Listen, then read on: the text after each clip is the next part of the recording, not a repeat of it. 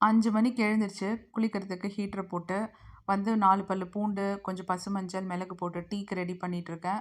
ரைஸும் பாயில் பண்ண ரெடி பண்ணிட்டுருக்கேன். பாஸ்தா இன்னைக்கு நான் சீக்கிரமா கிளம்பிருவேன். அதனால பசங்க அதுக்கப்புறம் தான் போவாங்க. நான் இல்லாம அவங்க சாப்பிட்டு போணும்னா, அவங்களுக்கு புடிச்ச மாதிரி இருக்கணும். அதனால பாஸ்தா தான் இன்னைக்கு breakfast. So 1 pot recipe. Pasta வச்சுட்டு அதுக்குள்ளயே அந்த டீ கொஞ்சம் ஆறிடுச்சு. அதையும் எடுத்து குடிச்சுட்டோம். ஜஸ்ட் 1 ஆர் 2 செகண்ட்ஸ் தாங்க ஆகும். டீ குடிச்சிடுவேன். இது முக்கியமா வந்து இன்ஃப்ளமேஷன் குறைக்கும். அப்புறம் உடம்புல கொலஸ்ட்ரால்லாம் கொஞ்சம் குறைக்கிறதுக்கு பூண்டு ரொம்ப நல்லது. அதுக்காக இந்த டீ போட்டு குடிங்க. அப்புறம் கீரை செய்யலான்ட்டு. இன்னைக்கு அந்த பாலக்கீரை, கீரை வந்து ரொம்ப லேட் ஆகும். கூட்டு, அப்புறம் வந்து குழம்பு இதெல்லாம் செஞ்சா சாப்பிட மாட்டாங்க. ஸோ, அதனால அவங்களுக்குன்ட்டு இந்த தொக்கு மாரி செஞ்சேன்னா சாப்பிட்டுடுவாங்க. ஆனா, இது கொஞ்சம் லேட் ஆகும். ஸோ, இன்னைக்கு வந்து வெறும் இந்த கீரை கூட்டு மட்டும் தான். ஸோ, பருப்பு, அது கடலை பருப்பு, தனியா, அப்புறம் அ வெந்தயம். இது 3த்தையும் வதக்கி தனியா எடுத்துறணும்.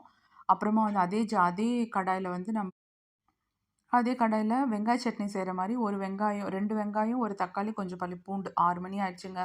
அதுக்கப்புறம் இதையும் வதக்கிட்டு, இது வதங்குற வேலைக்கு கா காஞ்ச மிளகாய் 4 வதங்குற வேலைக்குள்ள நான் கீரை நல்லா வாஷ் பண்ணி எடுத்துட்டு வந்துட்டேன்.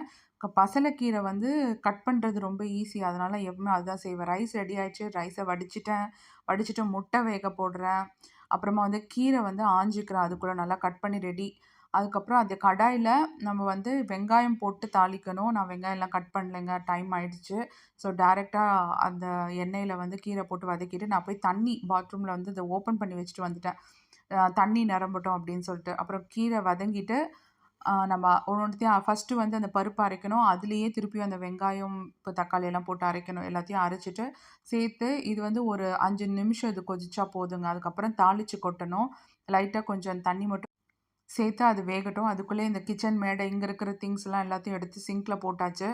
இதுவும் ரெடி ஆயிருச்சு. அவ்வளோதாங்க ஸ்டாப் பண்ணிட்டு இதுக்கு மேல எனக்கு டைம் கிடையாது. நான் க்ளோஸ் பண்ணிட்டு கிளம்புறேன். முட்டை வேகட்டும். முட்டை வெந்துட்டு இருக்கிறதுக்குள்ள 6:25 அவ்வளோதான்.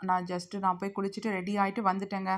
வந்துட்டு பாஸ்தா ஓப்பன் பண்ணி பார்த்தா நல்லா இருந்தது. ஒரு 2 மினிட்ஸ் டைம் இருந்தது. நல்லா தாளிச்சு கொட்டிட்டு கிளம்புறதுக்கு முன்னாடி கேஸ் எல்லாம் ஆஃப் ஆயிருக்கான்னு செக் பண்ணணும்.